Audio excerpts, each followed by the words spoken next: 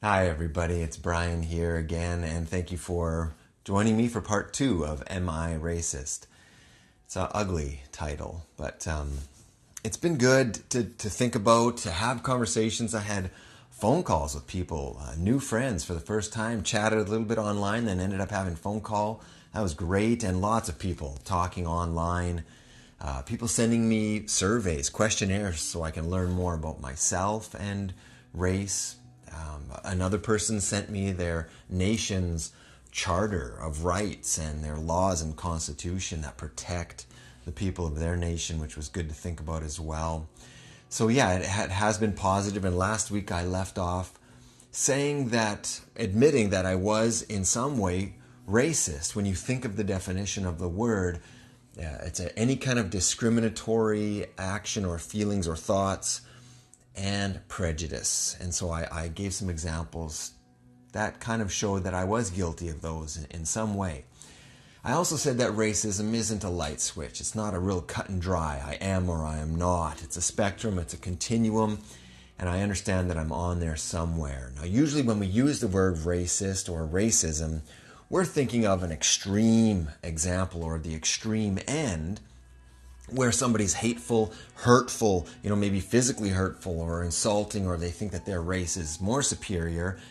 And so we call those people racist. And rightly so, we should. We need to hold on to that word and be able to keep that word at its full strength and power. Sometimes when we overuse words, like awesome, for example. Can I take your order? Awesome. That's not awesome that you know what I mean? We can overuse and strip a word of its power. And so we should keep that word there. A racist should mean something, I think, quite extreme. And so I don't think of myself as a racist. I don't walk around calling myself a racist because I don't have those same, evil or hurtful, harmful, hateful thoughts about other races. But what I am guilty of is, I think, under the umbrella of racism. And so we use words like bias.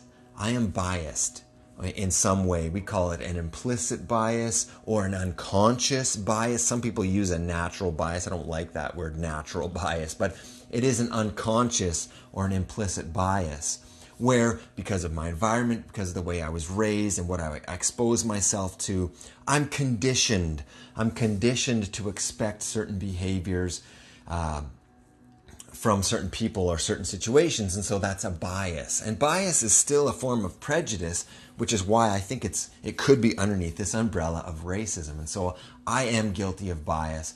One example, I'll just say thanks, George, for the example. I was talking to George on the phone, and he gave me this example. It's late at night, it's dark, 10 at night or something. You're walking down the street, and you hear a group of men coming towards you. Maybe there's a bar in the neighborhood, and they're talking loud, and so you move to the other side of the street, where maybe if it was a group of elderly women, you wouldn't. And so you're biased. You've got this conditioned response. For whatever reason, you're going to move to the other side of the street. 9 times out of 10, nothing bad would happen. Maybe 1 time out of 10, something would. And so you're biased and you move to the other street. You're not doing it on purpose.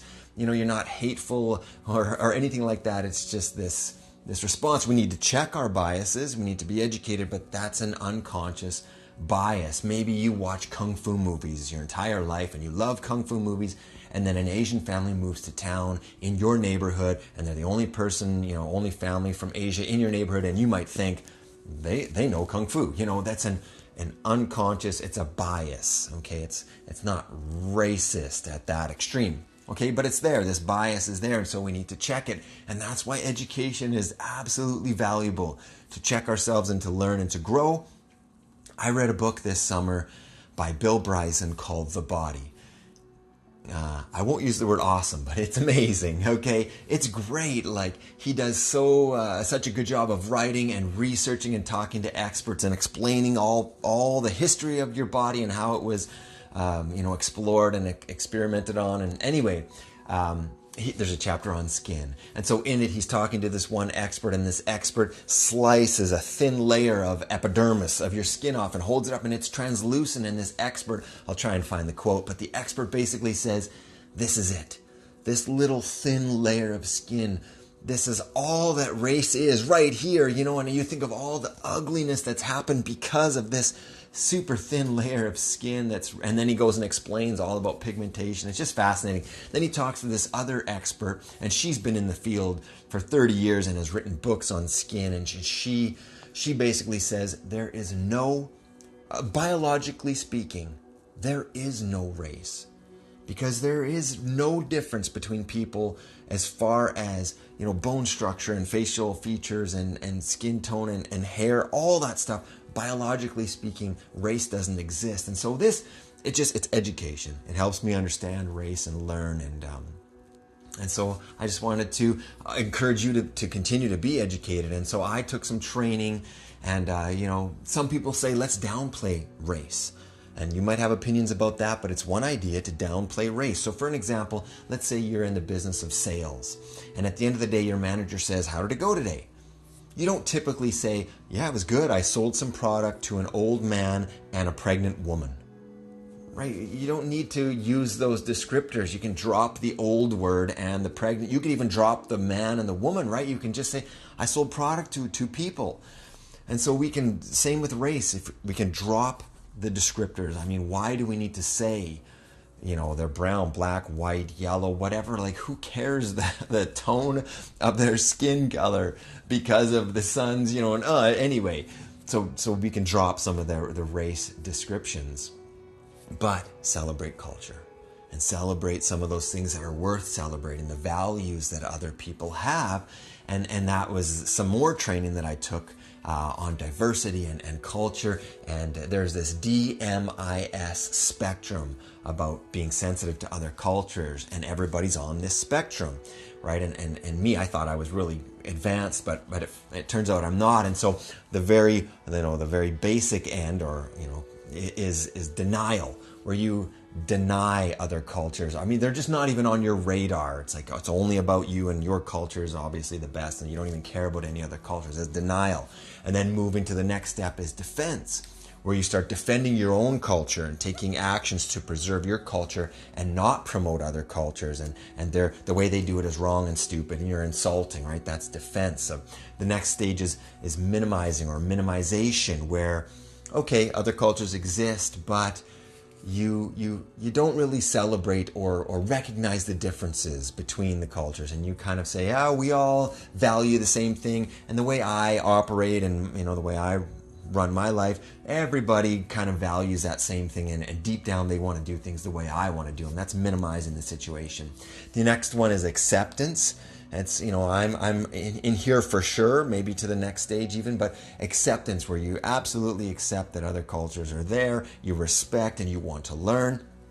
Then the next stage is adoption, where you are actually changing your behaviors to respect and honor other cultures, and engaging with those other cultures, and interacting with them. And that's the adoption. And the last one is integration, where you are fully integrated with other cultures. You can move in and out. You have knowledge of other cultures.